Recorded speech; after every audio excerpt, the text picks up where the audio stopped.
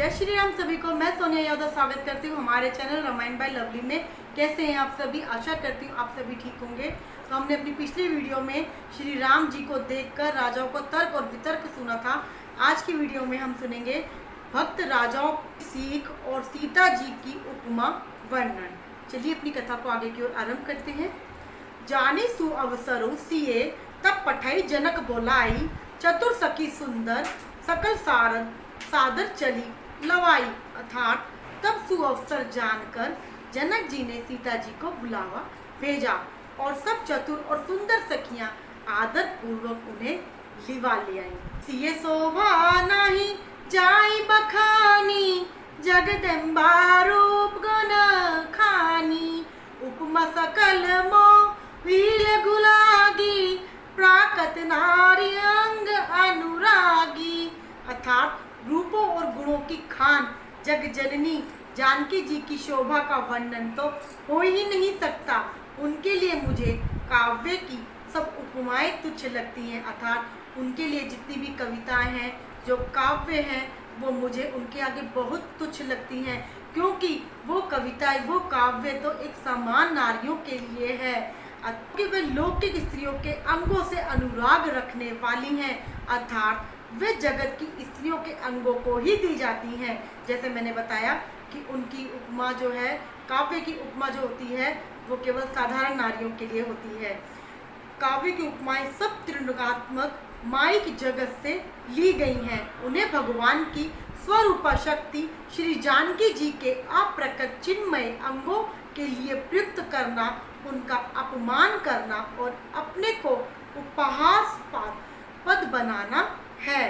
सिय बनई तेई उपमा देई, कु कभी कहाई आज उसको लेई।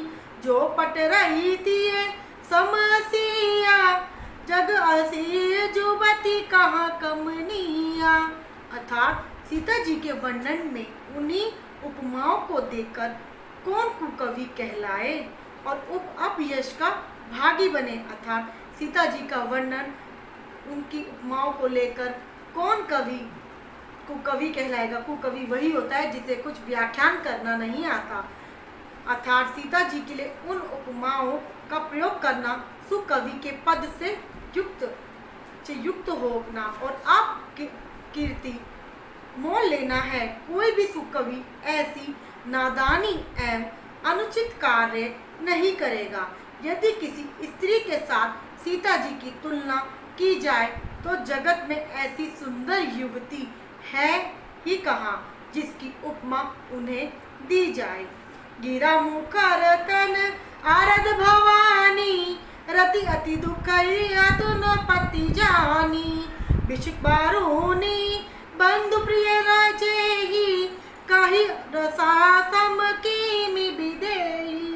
अर्थात पृथ्वी की स्त्रियों की तो बात ही क्या, देवताओं की स्त्रियों को भी यदि देखा जाए तो अपेक्षा कहीं अधिक दिव्य और सुंदर है।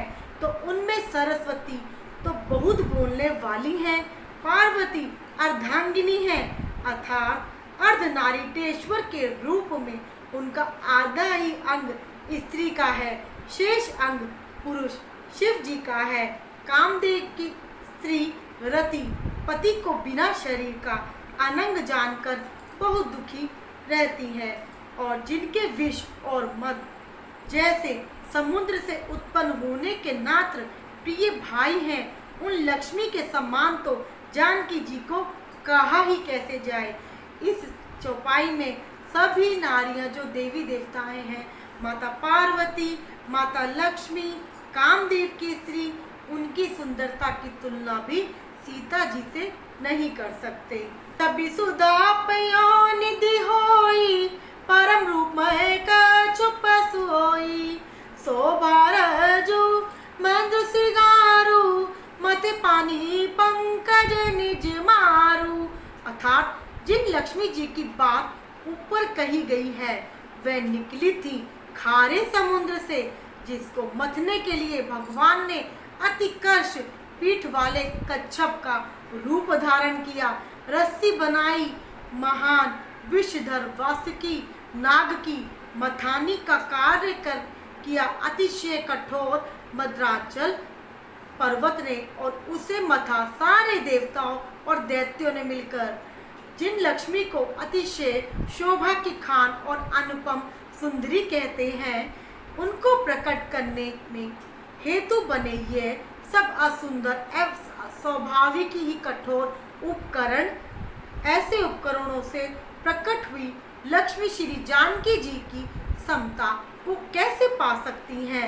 हाँ, इसके विपरीत यदि छवि रूपी अमृत का समुद्र हो, परम रूपमय कच्छप हो, शोभा रूपी रस्सी हो, श्रृंगार रस पर्वत हो, और उस छवि के समुद्र को से कामदेव अपने ही कर कमल से मथे। यहाँ सारा ही समुद्र मंथन के बारे में थोड़ा थोड़ा बताया है। मंगल भवन अमंगल हारी, रवो सुदशरथ अजर बिहारी। जय श्री राम। आज की वीडियो में इतना ही, मिलते हैं अपनी नई वीडियो में। अगर आपको चौपाइयों का हिंदी में अनुवाद अच्छा लगा हो तो वीडियो को लाइक दीजिएगा, चैनल पे नए हैं तो सब्सक्राइब जरूर कीजिएगा, साथ ही शेयर और कमेंट भी कीजिएगा। मिलते हैं अपनी नेक्स्ट वीडियो में। जय श्री राम।